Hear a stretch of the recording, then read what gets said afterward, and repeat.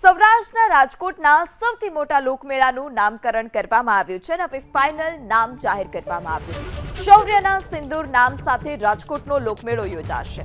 નામ નક્કી કરવા માટે જિલ્લા વહીવટી તંત્રએ લોકો પાસે અભિપ્રાય મંગાવ્યા।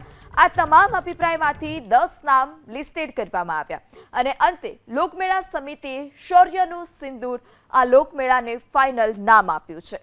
તો રાજકોટનો લોકમેળો કે જેનું નામકરણ કરી દેવામાં આવ્યું છે, લોકોના અભિપ્રાય મંગાવવામાં આવ્યા હતા। રાજકોટ પ્રશાસને તમામ લોકોના અભિપ્રાય લઈ તેમાંથી 10 નામ ફાઇનલ કર્યા અને તેમાંથી એક નામ શૌર્યનો સિંદૂર કે જે લોકમેળાને આપવામાં આવ્યું છે।